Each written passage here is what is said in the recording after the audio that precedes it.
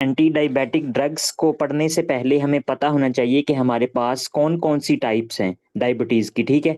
एक हमारे पास होती है टाइप 1, एक होती है टाइप 2 और एक होती है हमारे पास गेस्टेशनल डायबिटीज़, ठीक है। गेस्टेशनल डायबिटीज़ का क्या मतलब है कि अगर कोई फीमेल जो है अगर वो प्रेग्नेंट है तो उस कंडीशन में हमारे पास क्या होता है कि ग्लूकोज का लेवल जो होता है वो इंक्रीज हो जाता है। इस कंडीशन को कहते हैं गेस्टेशनल डायबिटीज़, ठीक है। इसमें भी ग्लूकोज हमें इंक्रीज मिलता है due to human placental lactogen hormone एक रिलीज होता है जो कि ग्लूकोज को इंक्रीज कर देता है। अगर तो हमारे पास डायबिटीज टाइप 1 है तो ये हमारे पास होगी insulin dependent diabetes mellitus. Insulin dependent diabetes mellitus क्योंकि इंसुलिन की वजह से होती है, मोस्ट कॉमनली इसमें इंसुलिन की डेफिशिएंसी हो जाती है। और टाइप 2 जो होती है वो हमारे पास insulin non dependent diabetes mellitus के हमारे पास जो टाइप 2 होती है ना, इसमें इंसुलिन जो होती है वो उस पे डायबिटीज की कंडीशन डिपेंड नहीं कर रही होती, ठीक है जी। ये दो कंडीशन हमें पता चल गई। और ये भी हमारे पास जो होती है ये भी गेस्टेशनल जो होती है ये भी इंसुलिन नॉन डिपेंडेंट होती है। अगर तो हमारे पास टाइप 1 डायबिटीज मेलाइटस है तो इसमें हमारे पास जो ट्रीटमेंट होगी वो मोस्ट कॉमनली हमारे पास हम क्या करते हैं कि ट्रीट करते हैं पेशेंट को with the use of insulin, ठीक है जी। कि इंसुलिन देंगे और इंसुलिन हमारे पास क्या करेगी कि पेशेंट के ग्लूकोज के लेवल को कम कर देगी। अगर हम बात करें टाइप 2 की तो टाइप 2 में हम डिफरेंट थेरेपी यूज करते हैं हमारे पास। फर्स्ट हम क्या करते हैं कि टाइप 2 में हम कहेंगे कि पेशेंट को फर्स्ट ऑफ ऑल कि वो वेट लॉस करे, ठीक है जी। अगर वो वेट लॉस करेगा ना तो रिसेप्टर की जो सेंसिटिविटी है वो इंक्रीज हो सकती है, ठीक है। कल वाला जिसने टॉपिक नहीं पढ़ा तो उसको ये बातें नहीं पता चलेंगी कि क्या हम कह रहे हैं, ठीक है। वेट लॉस करने से रिसेप्टर की सेंसिटिविटी जो होगी वो इंक्रीज हो जाएगी, ठीक है जी। उसके अलावा हमारे पास हम रिकमेंड करते हैं पेशेंट को कि वो एक्सरसाइज करे। एक्सरसाइज करने से क्यों होगा, क्योंकि एक्सरसाइज हमारे पास क्या करवा देते हैं, ग्लूट फोर रिसेप्टर जो होते हैं उनकी एक्टिविटी को बढ़ा देते हैं, ठीक है जी। इसके अलावा तीसरे नंबर पे हम क्या करेंगे कि तीसरे नंबर पे हम पेशेंट को कहेंगे कि अगर फिर भी वो ठीक नहीं हो रहा है तो मेटफॉर्मिन देंगे पेशेंट को, मेटफॉर्मिन। मेटफॉर्मिन, ठीक है जी। बाइगोनाइड्स ये ड्रग्स की क्लास है तो इस तरह से हम इसको ट्रीट करते हैं। अगर मेटफॉर्मिन भी अपना काम नहीं कर पा रही तो अदर आपके पास ओरल हाइपोग्लाइसेमिक एजेंट जो हैं वो हम यूज़ करते हैं, अदर ड्रग्स होती हैं, ठीक है जी।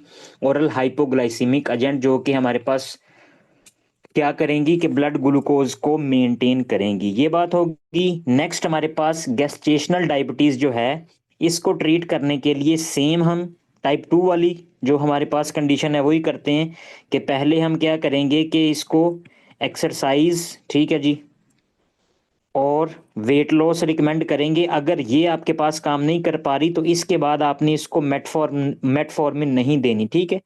क्यों, और इसके अलावा हम इसको ट्रीट करते हैं इंसुलिन की मदद से ही, ठीक है। तो गैस्ट्रेशनल डायबिटीज को इंसुलिन की मदद। चलें जी, नेक्स्ट हम बात कर लेते हैं। हमारे पास हमने बात की तो मेनली जो हमने आज ट्रीटमेंट डिस्कस करना है ना वो हमारे पास हम करेंगे कि हम डायबिटीज टाइप 2 को किस तरह से ट्रीट करेंगे, ठीक है जी। तो इसको ट्रीट करने के लिए डायबिटीज मेलाइटस टाइप 2 तो हम क्या कर सकते हैं कि इसमें हमें पता है कि इंसुलिन हमारे पास क्या होती है कि रेजिस्टेंस होती है इंसुलिन की, ठीक है जी। और सम हाउ ऐसी कंडीशन होती है। अच्छा जी, डायबिटीज मेलाइटस टाइप 2 में हमारे पास जो रिसेप्टर होते हैं ना स्पेसिफिकली किधर हमारे पास मसल्स और उसके अलावा हमारे पास एडिपोसाइट्स, वहां पे जो इंसुलिन का रिसेप्टर होता है ना, ये अगर इंसुलिन का रिसेप्टर है तो उसकी क्या हो जाएगी, हमारे पास रेजिस्टेंस हो जाएगी कि ये आपके पास रेजिस्टेंस है, इस पे इंसुलिन नहीं लग रही, ठीक है। इस पे इंसुलिन नहीं लग रही तो ये हमारे पास क्या है, हमारे पास कंडीशन होती है टाइप 2 की। इसके बरक्स अगर इसके पैरेलल हम बात करें तो हमारे पास क्या होता है कि रिसेप्टर बिल्कुल रिस्पोंड कर रहे होते हैं, ठीक है। टाइप 1 में जो रिसेप्टर है वो रिस्पोंड कर रहा है, लेकिन हमारे पास जो इंसुलिन है ना उसकी डेफिशिएंसी हो गई है, इंसुलिन जो है वो हमारे पास कम हो गई है, ठीक है। तो या तो हम ये करेंगे कि बाहर से इंसुलिन देंगे, अगर हम बाहर से इंसुलिन नहीं नहीं दे सकते, उसके अलावा और एक मेथड होता है जिसकी मदद से हम इंसुलिन जो हमारी बॉडी में प्रोड्यूस कर रही है, जो हमारे पास पेंक्रियाज है, ठीक है, ये पेंक्रियाज जो है, पेंक्रियाज जो इंसुलिन बनाता है बीटा सेल से, यहाँ से हम ऐसी ड्रग देंगे जो कि इंसुलिन को स्क्रीट करवा दे, स्क्रीटोजिनस इंसुलिन स्क्रीटोजिनस ड्रग्स। इंसुलिन तो सबसे पहले हम वो देखेंगे कि जो कि इंसुलिन को स्क्रीट करवाते हैं, किस तरह से स्क्रीट करवाएंगे, ठीक है।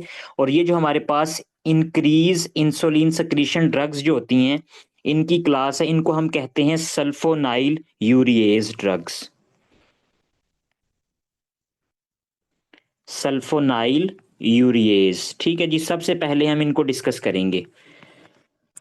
इनका मैकेनिज्म ऑफ एक्शन क्या होता है? इनका मैकेनिज्म ऑफ एक्शन हमारे पास इस तरह से कुछ होगा कि हमारे पास जो बीटा सेल है कि इंसुलिन किस तरह से रिलीज होगी, इसको हम डिस्कस करते हैं कि हमारे पास ये एक पेंक्रियाज का बीटा सेल है, ठीक है, जिसमें इंसुलिन जो है वो स्टोरेज फॉर्म में पड़ी हुई है, इंसुलिन ये स्टोरेज फॉर्म में पड़ी हुई है। तो इसको हमने यहां से सेल से बाहर रिलीज करवाना है। रिलीज करवाने के लिए हमारे पास क्या होता है कि सबसे पहले हमारे पास जो GLUT2 रिसेप्टर हैं जो कि ग्लूकोज को रिस्पोंड कर रहे होते हैं, ठीक है जी, जो कि ग्लूकोज के लिए रिस्पॉन्सिबल होते हैं। अगर ग्लूकोज का लेवल ज़्यादा होगा तो ये जो GLUT2 चैनल है, यहाँ से ग्लूकोज जो होगा वो अंदर आ जाएगा, ठीक हो गया। और अंदर आने के बाद हमारे पास क्या करता है कि ये ग्लूकोज जो था वो आपके पास कन्वर्ट हो जाता है एटीपी में। नेक्स्ट स्टेप ये हो गया, ठीक है, ग्लूकोज अंदर आया सेल के अंदर और एटीपी में कन्वर्ट हो गया।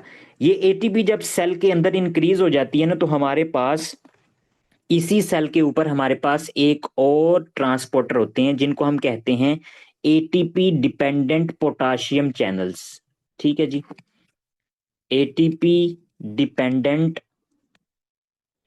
Potassium channels. इनका क्या काम होता है? ये हमारे पास इस तरह से वर्क कर रहे होते हैं कि यहां से इन ट्रांसपोर्टर से जो पोटाशियम होता है ना वो कॉन्स्टेंटली सेल से बाहर जा रहा होता है। इस तरह से पोटाशियम जो होता है वो सेल से बाहर जा रहा होता है। लेकिन जब एटीपी का लेवल इंक्रीज हुआ तो ये आपके पास एटीपी डिपेंडेंट पोटाशियम चैनल जो होते हैं वो हमारे पास क्लोज हो जाते हैं। और जब ये क्लोज हुए तो इंट्रासेलुलरली हमारे पास पोटाशियम ज़्यादा होना शुरू हो जाता है। अगर पोटाशियम इंट्रासेलुलरली ज़्यादा होना शुरू हो जाएगा, बाहर नहीं जाएगा, तो हमारे पास क्या होगा कि इंट्रासेलुलरली पॉजिटिव चार्ज इंक्रीज होना शुरू हो जाएगा, ठीक है। तो ये जब चार्ज इंट्रासेलुलरली इंक्रीज होता है तो हमारे पास इन्हीं ये जो बीटा सेल मैंने बनाया पेंक्रियाज का, इसी के ऊपर एक और ट्रांसपोर्टर होते हैं जिसको बोलते हैं चार्ज डिपेंडेंट कैल्शियम चैनल्स, ठीक है जी। ये आपके पास है कैल्शियम चैनल। तो जब हमारे पास इंट्रासेलुलरली पॉजिटिविटी इंक्रीज हुई तो ये आपके पास जो चैनल होते हैं वो अपना काम करना शुरू कर देते हैं। पहले ये आपके पास क्या होते हैं कि पहले ये आपके पास क्लोज होते हैं, ये बंद होते हैं। जैसे ही इंट्रासेलुलरली पॉजिटिविटी इंक्रीज हुई तो कैल्शियम जो था वो इंट्रासेलुलरली मूव करना शुरू कर देगा। ये आपके पास कैल्शियम कैल्शियम चैनल ओपन हुए तो अब आपके पास कैल्शियम जो था वो भी हमारे पास इंट्रासेलुलरली मूव कर जाएगा, आ जाएगा, ठीक है। तो जब हमारे पास कैल्शियम भी अंदर आ जाता है तो डीपोलराइजेशन हो जाती है। तो डीपोलराइजेशन होने की मदद से हमारे पास ये जो इंसुलिन है ये सेल से बाहर सिक्रीट हो जाता है और फिर ये आपके पास क्या होगा कि सीरम में आ जाएगा और फर्दर अपना काम करेगा, ठीक हो गया। अगर हमें इंसुलिन की ज़रूरत है तो इंसुलिन अब हमने रिलीज करवा ली है बीटा सेल से। तो ये जो ड्रग का मैंने नाम लिखा है सल्फोनाइल यूरिएज ड्रग की जो क्लास होती है, ये आपके पास क्या करते हैं, ये डायरेक्टली आपके पास आएंगे और ये डायरेक्टली इस एटीपी डिपेंडेंट पोटाशियम चैनल जो होते हैं ना इनको क्लोज कर देंगे। अगर इनको क्लोज कर देंगे, पहले ये काम कौन करवा रहा था? पहले ये काम करवा रहा था नेचुरल मैकेनिज्म कि ग्लूकोज जो था वो इंट्रासेलुलरली आता था और एटीपी को इंक्रीज करता था। अब ये जो ड्रग्स हैं वो हम बाहर से लेंगे और ये डायरेक्टली इन रिसेप्टर्स को, इन ट्रांसपोर्टर्स को बंद कर देगी। जब बंद कर देगी तो फर्दर हमारे पास पोटाशियम इंक्रीज होगा। पोटाशियम इंक्रीज होने से इंट्रासेलुलरली चार्ज इंक्रीज होगा जिसकी मदद से हमारे पास जो कैल्शियम चैनल्स हैं वो रन करना शुरू कर देंगे, और जब वो अपना काम करेंगे फिर कैल्शियम भी अंदर आएगा और सेल की डीपोलराइजेशन हो जाएगी, और डीपोलराइजेशन होने की मदद से हमारे पास इंसुलिन जो होगा वो रिलीज हो जाएगा। तो इस वजह से इनको हम कहते हैं इंसुलिन स्क्रीटोजिनस, इंसुलिन रिलीजिंग ड्रग्स। ठीक है जी, इंसुलिन रिलीजिंग ड्रग्स। तो इनमें हमारे पास ये जो ड्रग्स हैं, कौन कौन से ड्रग्स होते हैं हमारे पास? क्लोरोप्रोपामाइड,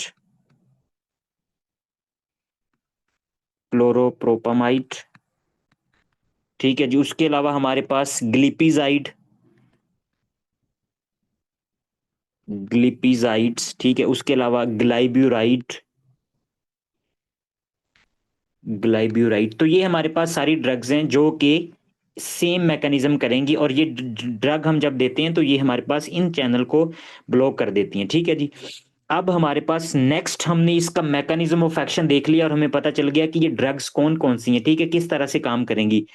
नेक्स्ट हमारे पास हमें इसका जो साइड इफेक्ट है ना वो पता होना चाहिए कि इसका साइड इफेक्ट क्या है। तो हमारे पास मोस्ट कॉमनली ये जो ड्रग्स हैं वो हम यूज करते हैं, ओरली यूज करेंगे। ये ड्रग्स जो होती हैं वो हम ओरली यूज करते हैं, ठीक है जी। और ये हम यूज कर सकते हैं किस कंडीशन में? टाइप 1 में हम यूज कर सकते हैं। टाइप 1 में हम क्यों यूज करेंगे? क्योंकि हमारे पास वहां पे इंसुलिन की डेफिशिएंसी होती है, और अगर इंसुलिन कम है तो ये इंसुलिन के लेवल को इंक्रीज कर देती हैं, इंसुलिन को स्क्रीट करवा देती हैं, और इंसुलिन का लेवल जो होगा वो इंक्रीज हो जाएगा। साइड इफेक्ट्स क्या क्या हैं जी इनके? साइड इफेक्ट्स, ठीक है। साइड इफेक्ट हमारे पास सबसे कॉमन इसका साइड इफेक्ट ये है कि इंसुलिन का मोस्ट कॉमन काज, मतलब इसका मोस्ट कॉमन एक्शन क्या होता है कि ये जो ग्लूकोज अगर सीरम में ज्यादा हुआ है ना, इंक्रीज ग्लूकोज अगर है, तो ये इंक्रीज ग्लूकोज को क्या करवा देती है? डिक्रीज। ग्लूकोज सीरम में कम हो जाता है और सारा आपके पास मसल्स में, एडिपोसाइट्स में आपके पास स्टोर हो जाता है। तो इसका मोस्ट कॉमन पहला साइड इफेक्ट जो है ना वो आपके पास है हाइपोग्लाइसीमिया। ठीक है जी, हाइपोग्लाइसीमिया। तो first most common side effect इसका है hypoglycaemia. Excuse me.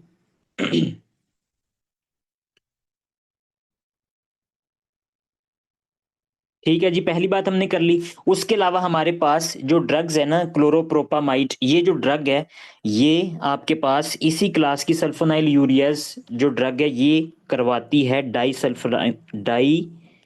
सल्फराम reaction, like reaction, disulfiram like reaction.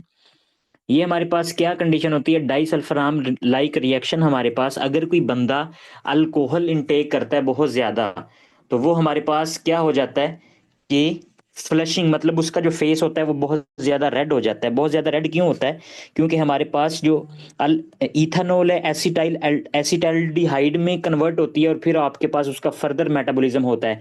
तो एसिटाल्डिहाइड डीहाइड्रोजिनेज इंजाइम जो होता है ना ये उसको इनहिबिट कर देती है, जिसकी वजह से अगर एसिटाल्डिहाइड डीहाइड्रोजिनेज इंजाइम को इनहिबिट कर दिया तो इसके नतीजे में एसिटाल्डिहाइड का लेवल जो होगा वो इंक्रीज हो जाएगा, और एसिटाल्डिहाइड हमारे पास, ये हमारे पास रिस्पॉन्सिबल होता है for the flushing of skin, कि स्किन जो होगी वो बहुत ज़्यादा रेड हो जाएगी। इसके अलावा इसका नेक्स्ट साइड इफेक्ट ये है कि ये हाइपोनेट्रीमिया काज करवाती है। हाइपोनेट्रीमिया, हाइपोनेट्रीमिया का क्या मतलब है कि हमारे पास सीरम में सोडियम का लेवल जो है वो डिक्रीज हो जाएगा अगर कोई बंदा इसको यूज करेगा। क्यों होगा? क्योंकि ये आपके पास इंक्रीज कर देती है एडीएच की सक्रीशन को। अगर एडीएच इंक्रीज हो जाएगा, एंटी डायूरेटिक हार्मोन, तो हमारे पास बॉडी में वाटर इनटेक, वाटर की एब्जॉर्प्शन ज्यादा हो जाएगी। अगर वाटर ज्यादा हो जाएगा तो हमारे पास जितना भी ये हमारे पास सीरम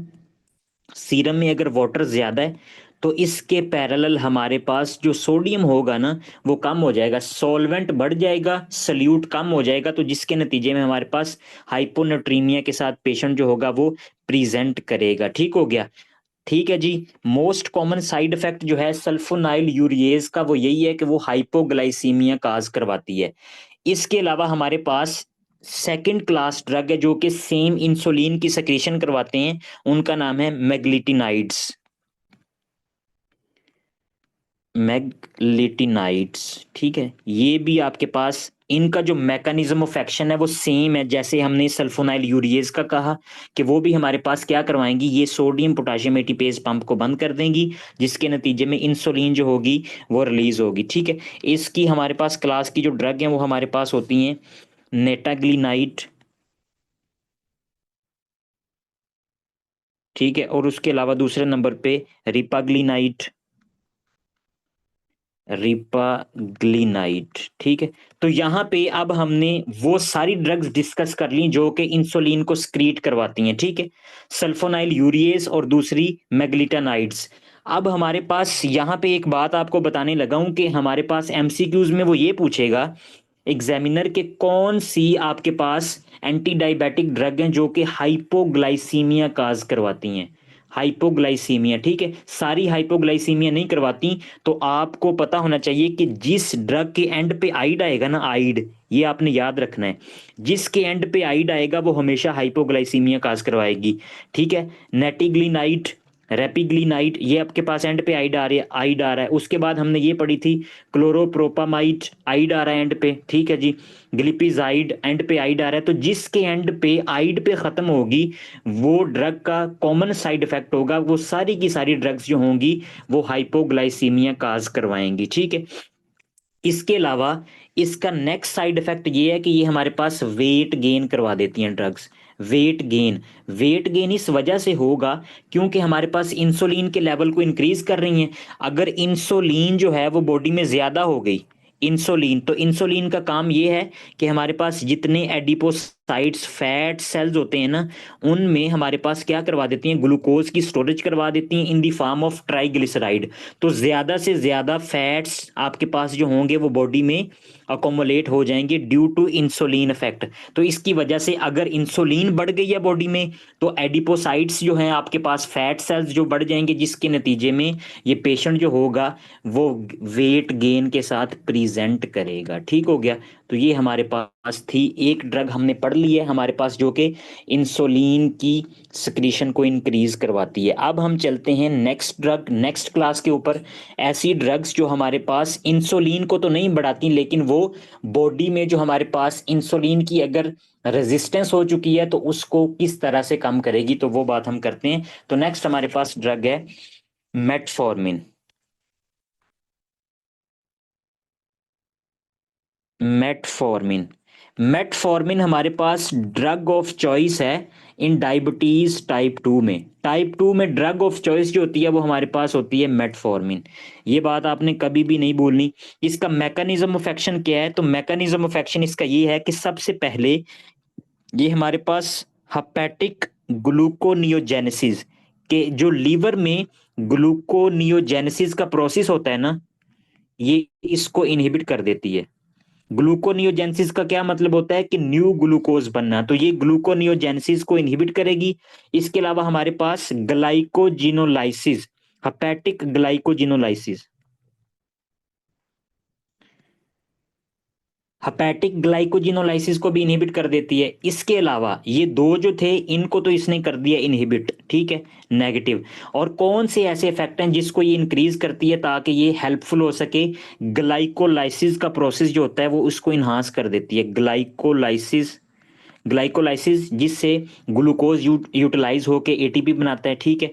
और इसके अलावा हमारे पास ग्लाइकोजेनेसिस, ग्लाइकोजेनेसिस मींस ग्लाइकोजन बनती है with the utilization of the glucose, ठीक है। तो ये इनको इन्हांस कर देती है, इस दोनों प्रोसेस को इन्हांस कर देगी, ठीक है।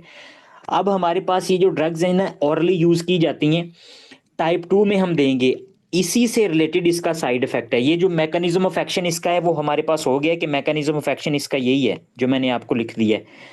आगे नेक्स्ट बात ये है कि हमारे पास ये जो ड्रग्स है ना इनका मोस्ट कॉमन साइड इफेक्ट हमेशा यही आता है कि जो आपके पास मेटफॉर्मिन है इसका साइड इफेक्ट क्या है, तो ये जो हमारे पास ड्रग है वो लैक्टिक एसिडोसिस करवाती है, लैक्टिक एसिडोसिस, ठीक है। और उसके बाद हमारे पास दूसरा इसका साइड इफेक्ट ये है कि ये विटामिन B12 की डेफिशिएंसी काज करवा देती है, B12 डेफिशिएंसी। सबसे पहले हम बात कर लेते हैं कि विटामिन B12 की डेफिशिएंसी क्यों होगी। तो विटामिन B12 की डेफिशिएंसी इस वजह से होती है कि अगर कोई बंदा ये ड्रग यूज कर रहा है तो ये हमारे पास उस के पेशेंट की जीआईटी में ग्लूकोज की एब्जॉर्प्शन को कम कर देगी, ठीक है।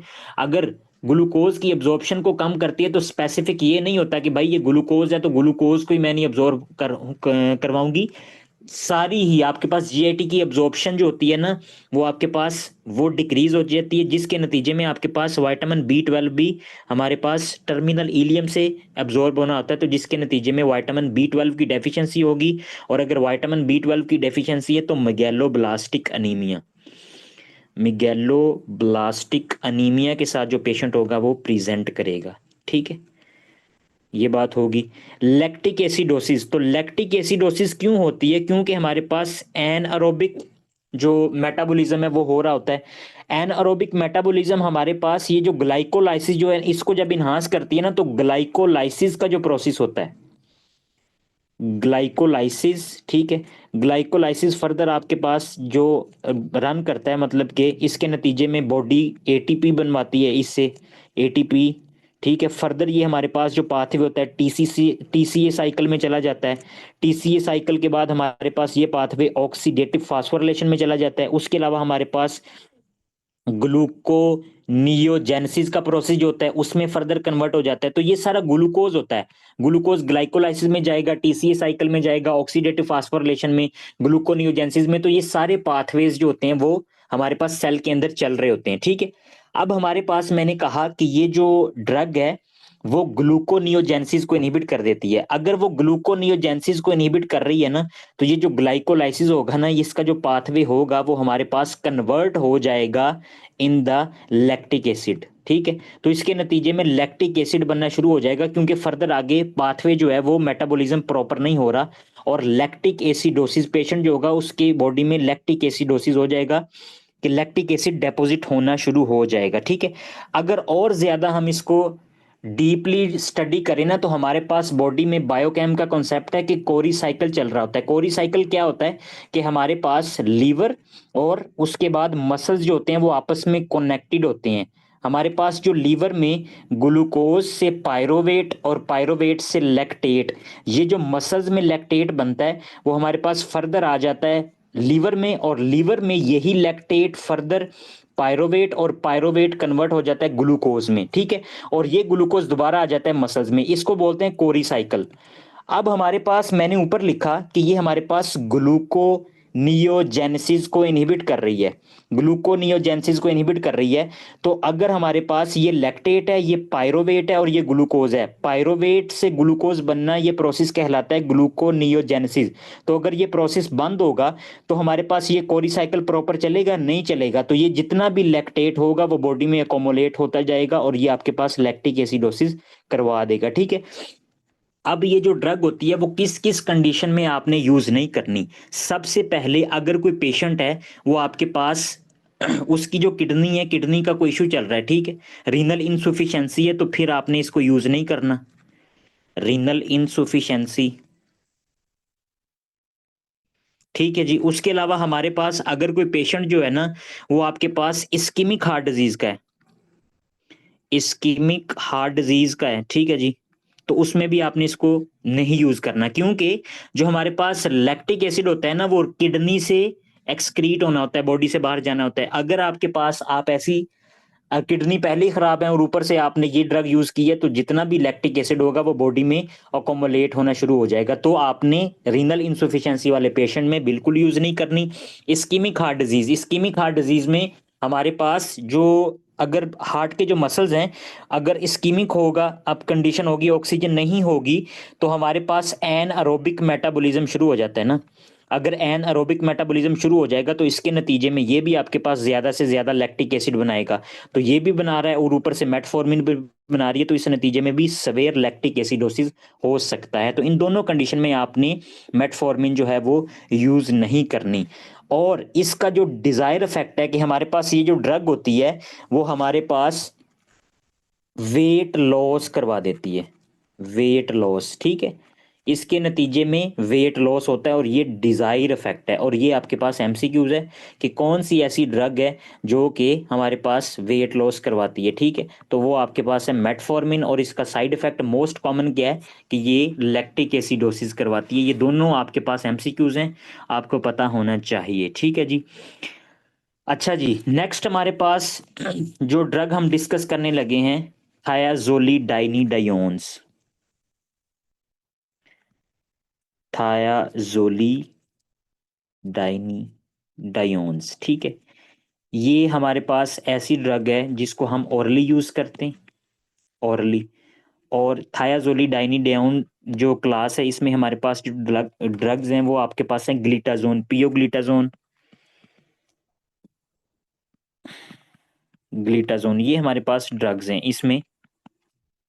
अच्छा, अब इसका अफेक्ट क्या है, इसका मैकेनिज्म ऑफ एक्शन, सबसे पहले इसके मैकेनिज्म ऑफ एक्शन की बात कर लें तो हमारे पास हमारे बॉडी में रिसेप्टर होते हैं जिसको हम कहते हैं PPAR, गामा न्यूक्लियर रिसेप्टर, हमारे पास ये होता है बॉडी में, ठीक है। अब ये क्या करवा देती है कि इसको एक्टिवेट कर देती है। अगर किसी बंदे की बॉडी में इंसुलिन की रेजिस्टेंस है, तो इंसुलिन की रेजिस्टेंस होने की वजह से यहां पे मैं एक एडिपोसाइट सेल बनाता हूं, ठीक है। एडिपोसाइट सेल के ऊपर स्पेसिफिक इंसुलिन के रिसेप्टर होते हैं, ठीक है, जिधर आके इंसुलिन ने लगना होता है और अपना काम करना होता है, ठीक है। अब हमारे पास ये जो रिसेप्टर है ना, यहाँ पे हो चुकी है रेजिस्टेंस, हो चुकी है, तो ये इंसुलिन को रिस्पोंड नहीं कर पा रहा। अगर ये इंसुलिन को रिस्पोंड नहीं कर पा रहा तो ये अपना काम करेगा। एडिपोसाइट्स अपना काम नहीं कर रहा। अगर एडिपोसाइट्स अपना काम करता तो इंसुलिन ने पता इसको क्या करवाना था, यहाँ पे उसने ट्राइग्लिसराइड्स बनवाने थे, इससे फैटी एसिड की सिंथेसिस करवानी थी, ट्राइग्लिसराइड बन जाने थे। बाहर से free fatty acid plus glycerol को पकड़ना था और इसने आपके पास एडिपोसाइट्स में स्टोर करते जाना था, ये काम इसने करना था। अब अगर इंसुलिन अपना काम नहीं कर पा रही तो आपके पास ये जो फ्री फैटी एसिड और ग्लिसरोल, आपके पास ये ट्राइग्लिसराइड नहीं बनेंगे। ये PPAR जो होता है ना, ये अल्टरनेटिव पाथवे होता है। ये आपके पास क्या करवा देगी कि ये हमारे पास एडिपोसाइट्स जो सेल हैं, यहां से एक स्पेसिफिक प्रोटीन को रिलीज करवाती है जिसको बोलते हैं एडिपोनेक्टिन, ठीक है। और एडिपोनेक्टिन जो है वो आपके पास सेम वही काम करती है जो कि इंसुलिन ने करवाना होता है। ये आपके पास जो फैट्स हैं, फ्री फैटी एसिड्स और ग्लिसरोल है, ठीक है। उसके अलावा हमारे पास जो ग्लूकोज है वो आपके पास स्टोर होना शुरू हो जाएगा और ट्राइग्लिसराइड फॉर्मेशन बनना शुरू हो जाएगी, ठीक है। इसके अलावा हमारे पास ये जो रिसेप्टर जब एक्टिवेट हो जाता है, एक तो हमने ये कहा कि ये रिसेप्टर एक्टिवेट हुआ, इसने एडिपोसाइट से एडिपोनेक्टिन को बनवाया। इसके अलावा अगर हम मसल सेल की बात करते हैं ना, तो मसल सेल्स में हमारे पास कौन से रिसेप्टर होते हैं, हमारे पास मसल सेल्स में स्पेसिफिक रिसेप्टर होते हैं जिसको बोलते हैं GLUT4, GLUT4 जो कि in the presence of insulin अपना काम करते हैं। तो हमारे पास होगा क्या कि जब इंसुलिन होगी तो तभी ये जो रिसेप्टर होते हैं ना वो अपना काम करते हैं। अब with the absence, in the absence of insulin, ये आपके पास क्या करवा देगी, GLUT4 ये जो रिसेप्टर हैं उनकी ट्रांसक्रिप्शन अप रेगुलेशन करवा देगी। मतलब कि ज्यादा से ज्यादा ये रिसेप्टर जो होंगे वो बनेंगे और ज्यादा से ज्यादा ग्लूकोज जो होगा वो आपके पास जाना शुरू हो जाएगा, ठीक है। और इसके अलावा हमारे पास रेजिस्टेंस में main factor, main role play कर रही होती है ट्यूमर नेक्रोटिक फैक्टर अल्फा, ठीक है। और ये मेन रोल प्ले करता है, ये आपके पास इंसुलिन की रेजिस्टेंस को बढ़ाता है, इंसुलिन की रेजिस्टेंस को इंक्रीज करता है। तो आपके पास मेनली ये जो पियोग्लिटाजोन ये जो ड्रग है ये इसको इनहिबिट कर देगी। जो बातें हमने की हैं, अगर आपको नहीं पता चली तो मैं दोबारा से रिपीट करता हूं। दोबारा से ये बात है, स्केच ये है कि इंसुलिन मेन जो रोल प्ले करती है ना वो दो सेल्स पे करती है, एक एडिपोसाइट सेल्स पे और दूसरा हमारे पास रोल प्ले करती है स्केलेटल मसल के ऊपर। मेन रोल इसका इधर होता है। तो अगर हमने ये ड्रग दी, अब दोनों पे इंसुलिन की रेजिस्टेंस हो चुकी है, अपना काम नहीं कर पा रही, तो हमारे पास ये पियाग्लिटाजोन हमारे पास PPAR रिसेप्टर जो हैं इनको एक्टिवेट करेगी, जो कि एडिपोसाइट्स को भी एक्टिवेट करेंगे और एक स्पेसिफिक प्रोटीन रिलीज करवाएंगे एडिपोनेक्टिन, जिसके नतीजे में हमारे पास जो फैटी एसिड्स हैं वो स्टोर होना शुरू हो जाएंगे एडिपोसाइट्स में, ठीक है। और उसके अलावा हमारे पास जो मसल्स हैं वहाँ पे GLUT4 रिसेप्टर एक्टिवेट हो जाएंगे, जो कि रिस्पॉन्ड करना शुरू कर देंगे किसको, आप ग्लूकोज को, और ग्लूकोज ज़्यादा से ज़्यादा आपके पास मसल्स में जाना शुरू हो जाएगा। फर्दर आपके पास ट्यूमर नेक्रोटिक फैक्टर अल्फा, जो कि मेन रोल प्ले कर रहा होता है इंसुलिन की रेजिस्टेंस में, तो ये इसको इनहिबिट कर देते हैं। थर्ड प्रोसेस, फर्स्ट प्रोसेस, और ये आपके पास है सेकंड प्रोसेस। तो इस तरह से ये ड्रग जो होती है वो तीन काम करती है, जो कि हमारे पास जिस तरह से इसको इंसुलिन की जो रेजिस्टेंस होती है उसको कम किया जा सकता है, ठीक है। इसका साइड इफेक्ट ये है कि ये वेट गेन करवाएगी। Weight gain, Y weight gain? क्योंकि ये एडिपोसाइट्स जो होते हैं ना उनकी प्रोलिफरेशन को भी बढ़ा देती है, जो कि एडिपोनेक्टिन बनाते हैं ना, इसके अलावा एडिपोसाइट्स प्रोलिफरेशन भी बढ़ेगी। प्रोलिफरेशन, ठीक है, ज्यादा हो जाएंगे एडिपोसाइट्स प्रोलिफरेशन, जिसके नतीजे में फैट सेल्स हैं, वेट गेन होगा। और इसके अलावा आपके पास एडीमा,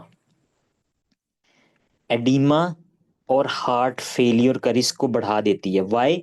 बिकॉज यही जो रिसेप्टर है PPAR, ये आपके पास जो नेफ्रॉन है ना, नेफ्रॉन के पास जाएंगे और नेफ्रॉन पे हमारे पास जाके ये एक्ट करते हैं कि यहाँ से सोडियम की रीअब्जॉर्प्शन को इंक्रीज कर देते हैं। जब सोडियम की रीअब्जॉर्प्शन को इंक्रीज करते हैं ना, तो जितना ज्यादा सोडियम आएगा, ठीक है, तो वो आपके पास बॉडी में फ्लूइड अकोमोलेट होना शुरू हो जाएगा थर्ड स्पेसिस में, और एडीमा हो जाएगा। और हार्ट फेलियर, फ्लूइड ओवरलोड की वजह से हमारे पास ज्यादा, आपके पास फ्लूइड ओवरलोड हो जाएगा, तो वो आपके पास हार्ट फेलियर करवा सकता है।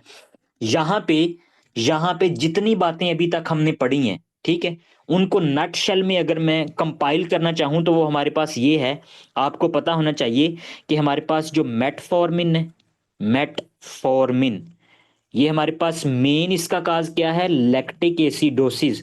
और आपने क्यों नहीं, कब नहीं यूज करनी, रीनल इनसुफिशियंसी में यूज नहीं करनी, क्योंकि हमारे पास लैक्टिक एसिड जो होता है वो किडनी से रिमूव हो रहा होता है। तो आपने इसी वजह से इसको, सॉरी,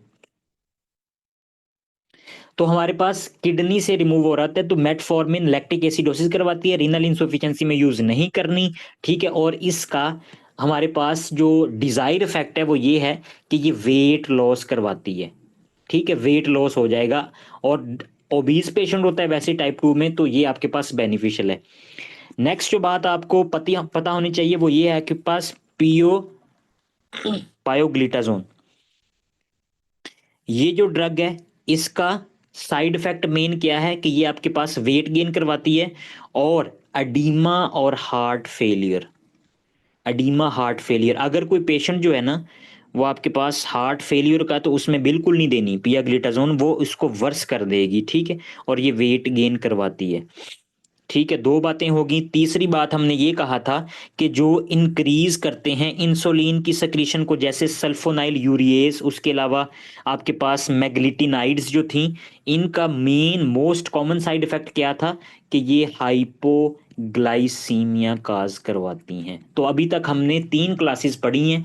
पहली क्लास हमने पढ़ी थी सल्फोनाइल यूरिएस, और उसके साथ हमने मैग्लिटिनाइड्स, मैग्लिटिनाइड्स, ठीक है। तो ये जो क्लासेस थी ये हमारे पास इंसुलिन की सक्रीशन को बढ़ा रही थी, और बाकी वाली जो ये दो हैं, पियोग्लिटाजोन और मेटफॉर्मिन, ये जो आपके पास इंसुलिन की रेजिस्टेंस है ना उसको कम कर रही हैं।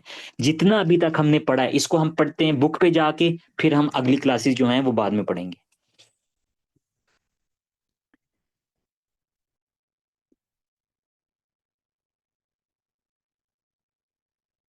ये हमारे पास सबसे पहले आ गया जी, इंक्रीज इंसुलिन सक्रीशंस, ठीक है। तो हमारे पास ये कौन सी ड्रग होती है, सल्फोनाइल यूरिएज फर्स्ट जनरेशन है, ठीक है। उसके अलावा सल्फोनाइल यूरिएज सेकंड जनरेशन है, तो क्लोप्रोपामाइड है, ठीक है जी, ग्लिपिजाइड है, ग्लाइब्यूराइड, तो वो सारी बातें, नाम आपने खुद याद करने। इसका मैकेनिज्म ऑफ एक्शन क्या है, हमारे पास close potassium channels in the pancreatic beta cells. मैंने बताया कि एटीपी डिपेंडेंट पोटाशियम चैनल को बंद करेंगे, cell depolarization, insulin release via the calcium influx, तो कैल्शियम के इन्फ्लक्स होगा जिसकी मदद से आपके पास इंसुलिन रिलीज हो जाएगी, ठीक है। डाइसल्फराम लाइक रिएक्शन करवाते हैं फर्स्ट जनरेशन जो है, जो कि आपके पास मोस्ट कॉमनली क्लोरोप्रोपामाइड, और उसके अलावा हाइपोग्लाइसीमिया, मैंने कहा कि एंड पे, जिनके एंड पे आइड आएगा, आइड वाली जितनी भी ड्रग हैं वो आपके पास क्या करवाएंगी, हाइपोग्लाइसीमिया काज करवाएंगी।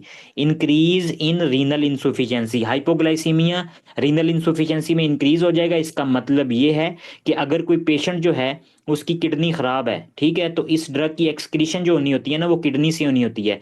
तो अगर उसको हम देंगे तो ये और ज्यादा वर्स होगा, बॉडी से बाहर ही नहीं निकल पाएगी ड्रग, तो बॉडी के अंदर जितनी देर रहेगी तो ज्यादा हाइपोग्लाइसीमिया काज करवाएगी। और तीसरा साइड इफेक्ट है वेट गेन।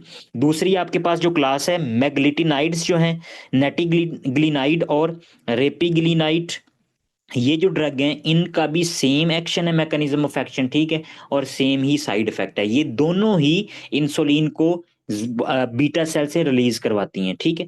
अब ये जो ड्रग हैं ये ऐसी कंडीशन में आपके पास हेल्पफुल होंगी अगर आपके पास 30% जो पेंक्रियाज के बीटा सेल हैं वो आपके पास अलाइव हैं।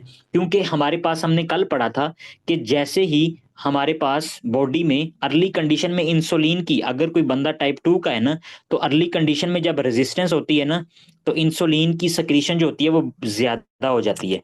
यहाँ पे हमारे पास अगर बॉडी रिस्पोंड नहीं कर रही इंसुलिन को, यहाँ पे सेल हैं जो कि जिधर इंसुलिन जाके लगनी थी, अगर वो अपना काम नहीं कर पा रही, ग्लूकोज और ज्यादा बढ़ रहा है, तो नेगेटिव इफेक्ट से बॉडी बीटा सेल से इनको इंसुलिन को और ज्यादा रिलीज करवा देती है। तो अर्ली कंडीशन में इंसुलिन ज्यादा होती है।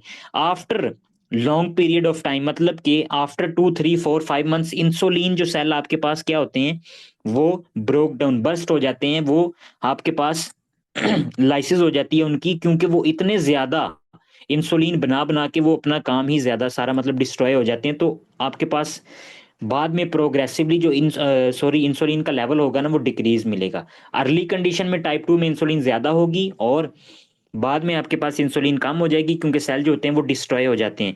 तो ये जो इंसुलिन स्क्रीटरी प्रोडक्ट है ना जो कि आपके पास इंसुलिन को रिलीज करवाएंगी, ये आपने तब यूज करनी है कि अगर आपके पास इंसुलिन के जो सेल है ना वो अलाइव बचे हैं 30%। अगर इसके अलावा आप दोगे तो काम ही नहीं करेगी, इंसुलिन देते जाएंगे, ड्रग देंगे, लेकिन जिधर से उसने इंसुलिन निकालनी है वो सेल ही नहीं पड़े, तो हो ही नहीं सकता कुछ भी। अच्छा जी, मेटफॉर्मिन की हमने बात की कि inhibit mitochondrial glycerol 3 phosphate dehydrogenase. तो ये मेन एंजाइम होता है जो कि ग्लूकोनियोजेंसिस में इन्वॉल्व होता है। Inhibit of the hepatic gluconeogenesis and action of glucagon. इसके अलावा आपके पास जो ग्लूकागोन का इफेक्ट है ना उसको भी ये काम करती है। ग्लूकागोन बॉडी में ग्लूकोज को ज्यादा करता है, तो ये आपके पास उसको काम करेगी। Increase glycolysis, peripheral glucose Uptake and increase sensitivity of insulin. तो ये सारे काम है कि पेरिफेरल में, जैसे मैंने कहा, एडिपोनेक्टिन आपके पास होगा और वो आपके पास ग्लूकोज को स्टोर करना शुरू कर देगा। उसके अलावा ग्लूट 4 बनेंगे, ग्लूट 4 रिसेप्टर रिसीव करना शुरू कर देंगे ग्लूकोज, ठीक है। अच्छा जी, GI upset lactic acidosis main side effect है। MCQs है, लिख लें। आई थिंक सो कि कंफर्म है कि ये आएगा कि मेटफॉर्मिन का साइड इफेक्ट क्या है। Use with question in the renal insufficiency, अगर आपको पता है ना कि बंदे की किडनी खराब है तो पहले फिर नहीं देनी, क्योंकि लैक्टिक एसिडोसिस और भी ज्यादा बढ़ जाएगा। विटामिन B12 की डेफिशिएंसी मैंने बता दी है। वेट लॉस ऑफन डिजायर्ड, कि ये वेट लॉस करवाती है लेकिन ये डिजायर्ड इफेक्ट है, अगर वेट लॉस करवाती है ना तो इससे फायदा होगा पेशेंट को और ज्यादा। एक्टिवेट PPAR गामा रिसेप्टर और न्यूक्लियर रिसेप्टर है जी, जो कि increase insulin sensitivity and levels of adiponectin, regulation of glucose metabolism and fatty acid storage, वही सारी बातें। Weight gain, oedema, heart failure, increase risk of fracture, delayed onset of action, ठीक है जी, सेवरल वीक्स। तो जब ये देते हैं ना तो फौरी तौर पे इफेक्ट नहीं आता बल्कि डिलेड इफेक्ट आता है, ठीक है। तो यहाँ तक हमारी सारी बातें जो हैं वो हो गई हैं। बाकी जो क्लासेस रह गई हैं ना वो बिल्कुल आसान है, जो मेन मुश्किल बातें थी वो हो गई हैं। अब बिल्कुल इजी इजी बातें हैं, बिल्कुल सिंपल बातें हैं, तो वो हम आसानी से डिस्कस कर लेते हैं। नेक्स्ट हमारे पास जो क्लास है उसको, उनका नाम है हमारे पास alpha glucosidase inhibitor. Glucosidase inhibitors, ठीक है जी। अब हमारे पास जब भी हम खाना खाते हैं तो खाना हमारे पास स्टमक में आया, ठीक है जी, और स्टमक में आने के बाद हमारे पास यहाँ पे पेंक्रियाज है, सारा कुछ मामला पड़े हुए हैं, ठीक है जी। यहाँ से सिक्रीशंस रिलीज होंगी, ठीक है, ये भी आपके पास एसिड की सिक्रीशन करेगा, उसके बाद जीआईटी। तो जिधर हमारे पास इसने एब्जॉर्ब होना होता है ना, तो पहले हमारे पास ये पड़ा होता है मैक्रो मॉलिक्यूल की फॉर्म में, ठीक है, बड़े बड़े मॉलिक्यूल्स होंगे खाने के, ठीक है। अच्छा, अब जो ये बड़े होते हैं तो इसको ये कन्वर्ट करते हैं आपके पास स्मॉल माइक्रो मॉलिक्यूल्स में, ठीक है। तो यहाँ पे अगर माइक्रो मॉलिक्यूल्स होंगे तो ये आपके पास एबल है कि यहां से इसकी एब्जॉर्प्शन हो सके, ठीक है जी। अगर ये माइक्रो मॉलिक्यूल्स में कन्वर्ट होगा ना जीआईटी में आके हमारा खाना जो है, तो फिर ही ये आपके पास एब्जॉर्ब हो सकता है। अगर मैक्रो मॉलिक्यूल्स कन्वर्ट नहीं हुए माइक्रो में, तो एब्जॉर्प्शन नहीं होगी किसकी, ग्लूकोज की। तो अगर ग्लूकोज की एब्जॉर्प्शन ही नहीं होगी तो डिजायर इफेक्ट है कि ग्लूकोज को हम कर सकते हैं मोस्ट कॉमनली पोस्ट पेरेंडियल। बाज औकात होता ऐसे है कि पोस्ट पेरेंडियल जो होता है ना, वो ग्लूकोज बहुत ज्यादा हाई हो जाता है, कि कोई डायबिटिक पेशेंट है वो खाना खाएगा, क्योंकि खाना खाएगा ग्लूकोज लेगा, तो ग्लूकोज उसकी क्या कर जाती है, बहुत ज्यादा बर्स्ट कर जाती है, इंक्रीज हो जाती है। तो पोस्ट पेरेंडियल हमारे पास ये ड्रग ऑफ चॉइस होती है अल्फा ग्लूकोसाइडेज इनहिबिटर। तो ये जो अल्फा ग्लूकोसाइडेज इनहिबिटर है, ये यही इंजाइम है अल्फा ग्लूकोसाइडेज इनहिबिटर। वो आपके पास मैक्रो मॉलिक्यूल्स को कन्वर्ट करता है माइक्रो मॉलिक्यूल्स में, अल्फा ग्लूकोसाइडेज, ठीक है। इनहिबिटर मैंने आगे ऐसे लिख दिए, वो तो इनहिबिटर हम बाहर से देंगे ना। तो अब हमने क्या किया, अल्फा ग्लूकोसाइडेज, इसकी हमने इनहिबिटर देना शुरू कर दी। जब इसकी इनहिबिटर दी, उसने इस पे एक्ट किया और इसको मैक्रो मॉलिक्यूल में ही रहने दिया, ठीक है। जब मैक्रो मॉलिक्यूल में ही रहने दिया, यहां तक बात होगी, हमें पता होगा कि ग्लूकोज की एब्सॉर्प्शन नहीं हो रही, ग्लूकोज कम हो गया। जब ये कम हो गया, ग्लूकोज तो कम हो गया, लेकिन इसका साइड इफेक्ट ये है कि जीआईटी में जो पड़े हुए बैक्टीरिया हैं, बैक्टीरिया जो हैं वो फर्मेंटेशन करना शुरू कर देंगे, इसको मैक्रो मॉलिक्यूल्स को तोड़ना शुरू कर देंगे। जब इन मैक्रो मॉलिक्यूल्स को तोड़ना शुरू कर देंगे, तो जिसके नतीजे में हमारे पास जीआईटी डिस्टरबेंस, ठीक है, फ्लैचुएंस मतलब कि गैस रिलीज होगी। और इसके अलावा हमारे पास ग्लूकोज का ऑस्मोटिक इफेक्ट होता है कि ये वाटर को, जब ये मैक्रो मॉलिक्यूल्स अब्जॉर्ब नहीं हो रहे, तो ये सारे के सारे वाटर को अपने साथ ले आएंगे। तो पेशेंट जो होगा वो प्रेजेंट करेगा जीआईटी डिस्टरबेंस के साथ, पहली बात। दूसरा हमारे पास फ्लैचुएंस, और तीसरी बात हमारे पास डायरिया, ठीक है जी। और मैकेनिज्म ऑफ एक्शन की हमें बात समझ आ गई, जो आपके पास इसके एडवर्स इफेक्ट हैं वो आ गई। हमारे पास इनमें जो ड्रग्स होती हैं ना, मिग्लिटोल ड्रग होती है एक, मिग्लिटोल एंड एकार्बोस, एकार्बोस ये क्लास है, तो ये आपको पता होना चाहिए, ठीक है, साइड इफेक्ट और मैकेनिज्म ऑफ एक्शन। नेक्स्ट हमारे पास जो ड्रग की क्लास है वो हमारे पास है जी अमाइलिन एनालॉग, अमाइलिन एनालॉग, ठीक है। तो अमाइलिन एनालॉग हमारे पास, पहले हमें पता होना चाहिए कि अमाइलिन आती किधर से है। मैंने आपको बताया था कि हमारे पास ये जो पेंक्रियाज के बीटा सेल है ना, जो कि इंसुलिन की सेक्रीशन करते हैं, इसके साथ साथ इंसुलिन, और इंसुलिन के साथ साथ ये हमारे पास अमाइलिन की भी सेक्रीशन करते हैं, अमाइलिन भी रिलीज होती है, ठीक है। तो अमाइलिन एनालॉग के मतलब हम बाहर से अमाइलिन दे रहे हैं। तो अमाइलिन एनालॉग हमारे पास प्रेमलिनिटाइड, ये ड्रग का नाम है, प्रेमलिनिटाइड, ठीक है। और ये अमाइलिन का एनालॉग है। एन अमाइलिन क्या काम करता है कि अमाइलिन हमारे पास ग्लूकागोन को डिक्रीज करेगा, ग्लूकागोन, ठीक है जी, ग्लूकागोन को डिक्रीज कर देगा। और इसके अलावा हमारे पास सेटाइटी, व्हाट इज सेटाइटी, कि हमारे पास भूख, भूख की तड़प जो होगी ना वो डिक्रीज हो जाएगी, बंदे को भूख नहीं लगेगी। ग्लूकागोन का काम होता है कि ग्लूकोज को इंक्रीज करवाना बॉडी में, तो अगर ये ग्लूकागोन कम है तो ग्लूकोज भी कम हो जाएगा, और दूसरा पेशेंट जो होगा वो आपके पास उसकी सेटाइटी जो होगी वो डिक्रीज हो जाएगी। जब सेटाइटी डिक्रीज हो जाएगी, भूख कम लगेगी, तो ग्लूकोज की इंटेक को भी कम कर देगा। तीसरे नंबर पे, क्योंकि पोलीफेजिया होता है ना, पेशेंट को ज्यादा भूख लगती है, डायबिटिक पेशेंट को।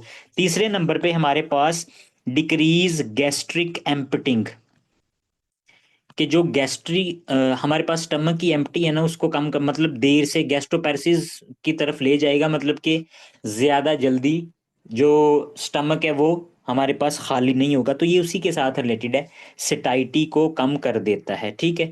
और नेक्स्ट वही बात है, वही रूल अप्लाई करना है। एंड पे क्या आ रहा है, आइड आ रहा है, तो आइड वाले की साइड इफेक्ट क्या होगी, हाइपोग्लाइसीमिया। हाइपोग्लाइसीमिया काज करवाएगा, ठीक हो गया जी। सॉरी सॉरी सॉरी, ये मैं इसको गलत कह गया हूँ कि सटाइटी हमारे पास सटाइटी को बढ़ाता है, ठीक है जी। सटाइटी को इंक्रीज करेगा। सटाइटी भूख नहीं होती, सटाइटी फुलनेस को कहते हैं। फुलनेस जो है ना, कि हमारे पास ये जो पेशेंट है, वो हमारे पास भूख नहीं होगी, बल्कि वो फील करेगा कि मेरा पेट जो है वो फुल है, भरा हुआ है, तो सटाइटी को इंक्रीज करता है।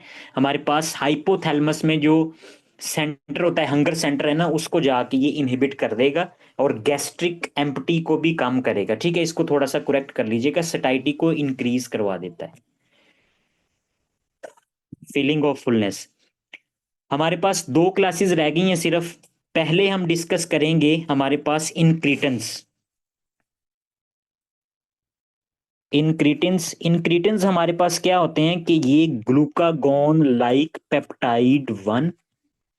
जिस दिन हमने फिजियोलॉजी पढ़ी थी ना, तो हमने कहा था कि अगर कोई पेशेंट जो है ना, वो ग्लूकोज खाना खा रहा है, तो खाना खाने की मदद से, और इसके अलावा अगर हमने किसी बंदे को बाहर से आईवी इंजेक्शन में इंसुलिन दी, सॉरी इंसुलिन नहीं दी, बाहर से ग्लूकोज दिया। एक हमने क्या कहा कि भाई खाना खाओ, ठीक है, खाना खाया तो ग्लूकोज स्टमक में आया, और एक हमने बाहर से किसी बंदे को आईवी ग्लूकोज दिया। तो हमने दोनों का कंपैरिजन किया था, तो हमें पता चला था कि हमारे पास जो बंदा खाना खाता है ना, एक बंदे ने खाना खाया, तो खाना के हमारे पास रिस्पॉन्स में, ईटिंग रिस्पॉन्स में हमारे पास इंसुलिन जो होती है वो अर्ली रिलीज हो जाती है, ठीक है। और ये क्यों रिलीज होती है, ये आपके पास जीएलपी, आपके ड्यूडिनम में स्पेसिफिक सेल होते हैं, के सेल, जो कि जीएलपी 1 को रिलीज करवाते हैं, जो कि हमारे पास पेंक्रियाज में जाएंगे, और पेंक्रियाज को कहेंगे कि जल्दी जल्दी से हमारे पास इंसुलिन को रिलीज करवा दो। इसके पैरेलल अगर कोई बंदा आईवी ग्लूकोज बेशक ब्लड में लिया है, तो उसके नतीजे में हमारे पास क्या होगा कि इंसुलिन अर्ली रिस्पॉन्स में रिलीज नहीं होगी, क्योंकि GLP-1 यहां से रिलीज नहीं होता। GLP-1 हमारे पास तभी रिलीज होगा जब स्टमक में ग्लूकोज आएगा और उसके बाद ड्यूडिनम में आएगा। तो in response of glucose GLP-1 जो होते हैं वो इंसुलिन की रिलीज करवाते हैं। तो what is incretins, glucagon like peptide. अगर हम बाहर से ग्लूकागोन लाइक पेप्टाइड का एनालॉग यूज करेंगे, तो ये आपके पास इंसुलिन को रिलीज करवा देगा, ठीक है। एक ये बात होगी। अब हमारे पास GLP-1 है, ठीक है, हमें पता चल गया कि ये इंसुलिन को रिलीज करवाता है। इसके बाद हमारे पास GLP-1 जितनी देर तक परसिस्टेंट रहता है बॉडी में, तो उतनी देर तक इंसुलिन रिलीज होगी। लेकिन लेकिन इसकी ब्रेकडाउन हो जाती है, क्योंकि ज्यादा देर तक तो नहीं ना, इंसुलिन को बॉडी में हाइपोग्लाइसीमिया हो जाएगा, तो इसकी ब्रेकडाउन हो जाती है। और जो इसकी ब्रेकडाउन होती है ना, इसकी ब्रेकडाउन करवाता है DPP-4। ये हमारे पास एक इंजाइम होता है जो कि GLP-1 की ब्रेकडाउन करवा देता है, ठीक है।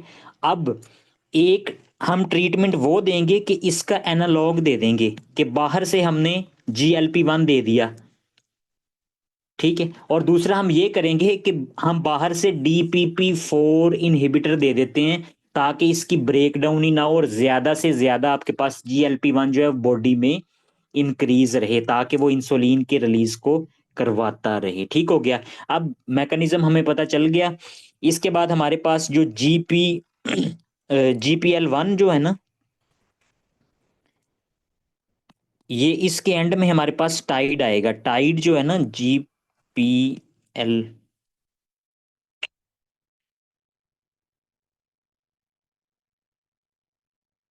टाइड आएगा। टाइड कौन सा है हमारे पास, जो इंडियन डिटर्जेंट है ना, आपको पता होगा, बड़े अच्छे वो यूज, क्लोथ के लिए यूज किया जाता है। उसके एंड पे टाइड आता है, तो इसको टाइड से आपने याद करना है। ग्लूकागोन लाइक पेप्टाइड जो है, इसके एंड में एक्जिनाटाइड, लीराग्लूटाइड, सीमाग्लूटाइड, ठीक है, तो इसके एंड में टाइड आएगा,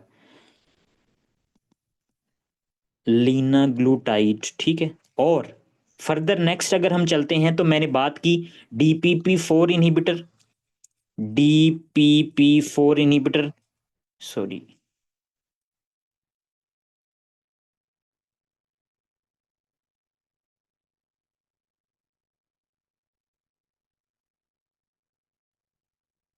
DPP4 इनहिबिटर की हमने बात की, तो DPP4 इनहिबिटर की जो ड्रग्स है ना, वो आपने याद रखनी है ग्लिप्टिन।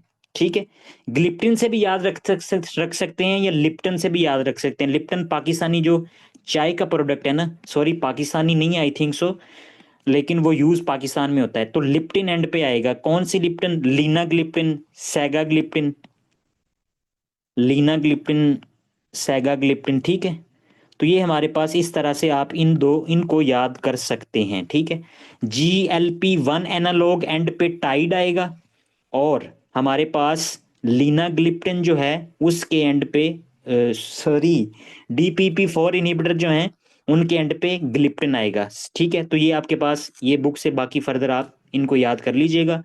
ठीक है, अब हमारे पास इनका जो मैकेनिज्म ऑफ एक्शन है ना, मोस्ट कॉमनली जो GLP-1 एनालॉग है ना, इसका हमारे पास मेन साइड इफेक्ट ये है कि ये पैंक्रियाटाइटिस करवाता है। ये बहुत ही, पैंक्रियाटाइटिस ये बिल्कुल आपको पता होना चाहिए। जैसे मेटफॉर्मिन जो है ना, वो आपके पास लैक्टिक एसिडोसिस, तो पैंक्रियाटाइटिस अच्छा होता इस वजह से है क्योंकि हमारे पास डबल इफेक्ट है इसका। एक तो मैंने कहा कि पैंक्रियाज से इंसुलिन को रिलीज करवाता है, दूसरा इसका ये काम होता है कि same at the same point ये ग्लूकागोन को इनहिबिट कर रहा होता है। ठीक है, तो इसी वजह से हमारे पास इंसुलिन को रिलीज करवा रहा होता है, और बीटा सेल से इंसुलिन बढ़ रही है, अल्फा सेल से ग्लूकागोन डिक्रीज हो रहा है। तो सेम टाइम की वजह से हमारे पास ये जो रिस्पॉन्ड होता है ना, ये आपके पास लीड टुवर्ड्स द इन्फ्लामेशन, और पैंक्रियाज की इन्फ्लामेशन हो जाती है। ठीक है, मोस्ट स्पेसिफिक हमारे पास यही रीजन है। इसके अलावा फर्दर मैंने 2-3 बुक से देखा है तो मुझे नहीं पता चला। ठीक है, तो ये कंडीशन है।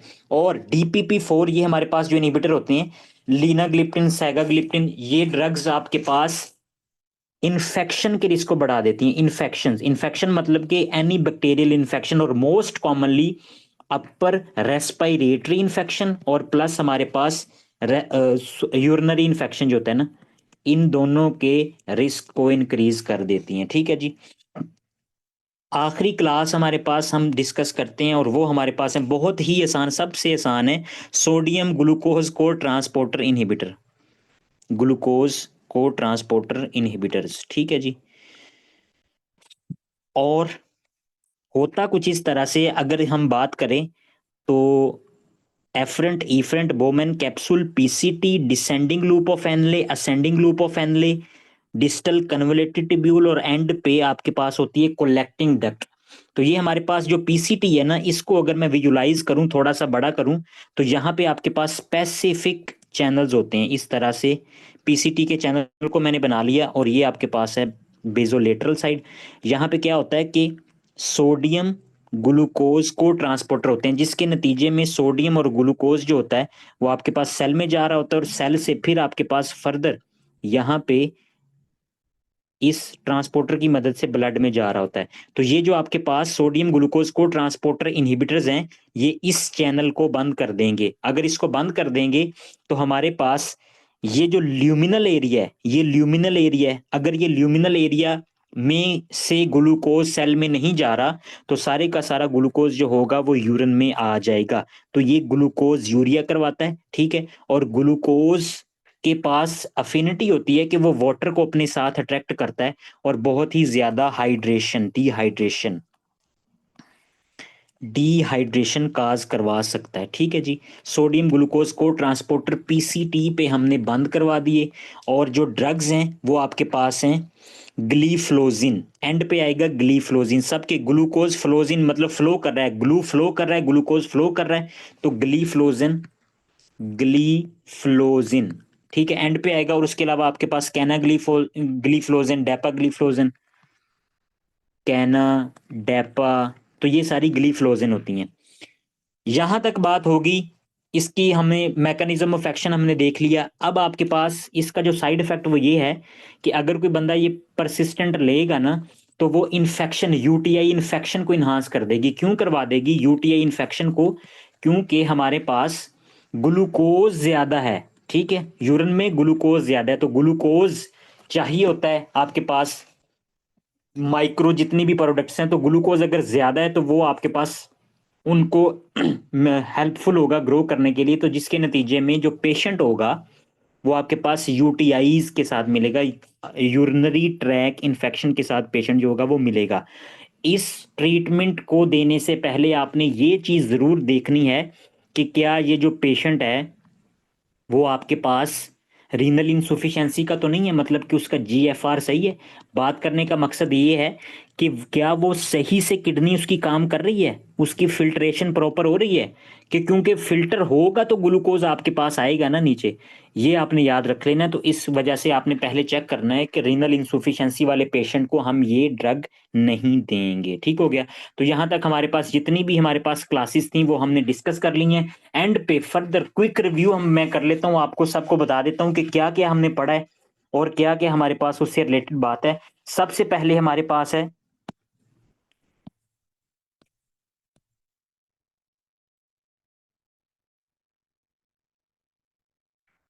सबसे पहले हमारे पास है जी इंसुलिन रिलीजिंग। ठीक है, और ये हमारे पास है कौन सी, सल्फोनाइल यूरिएज, सल्फोनाइल यूरिएज और मैग्लिटानाइड्स, मैग्लिटानाइड्स। ठीक है, और ये दोनों जो हैं हमारे पास, इन दोनों ड्रग के एंड पे आइड आता है तो ये हमारे पास करवाती हैं हाइपोग्लाइसीमिया। ठीक है, इसका मेन साइड इफेक्ट है, ये आपको नहीं बोलना चाहिए। इसके अलावा और कौन सी ड्रग थी, अमाइलिन एनालॉग मैंने आपको बताई थी, प्रेमिलिन प्रेमलिनिटाइड, प्रेमलिनिटाइड। ठीक है, ये जो ड्रग है इसके एंड पे भी आइड आता है तो ये भी हमारे पास क्या करवाएगी, सेम हाइपोग्लाइसीमिया। ओके है जी। मेटफॉर्मिन जो है, मेटफॉर्मिन का साइड इफेक्ट क्या है, लैक्टिक एसिडोसिस। ठीक है जी। उसके अलावा हमारे पास पियोग्लिटाजोन, पियोग्लिटाजोन थायाजोलिडाइनिडायोन जो है, ये हमारे पास क्या करवाती है, अडीमा, अडीमा, हार्ट फेलियर, ये काज करवा सकती है। ठीक है जी।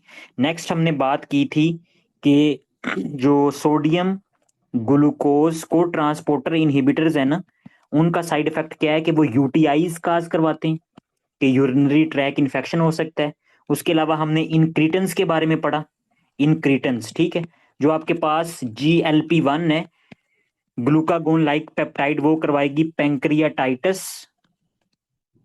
ठीक है, और उसके अलावा हमारे पास जो दूसरी हमने पढ़ी, DPP-4 इनहिबिटर्स जो हैं वो काज करवाते हैं इन्फेक्शन, कौन सा, अपर रेस्पिरेटरी इन्फेक्शन, या आपके पास रीनल इन्फेक्शन भी काज करवा सकते हैं, यूरिनरी इन्फेक्शन भी काज करवा सकते हैं। ठीक हो गया।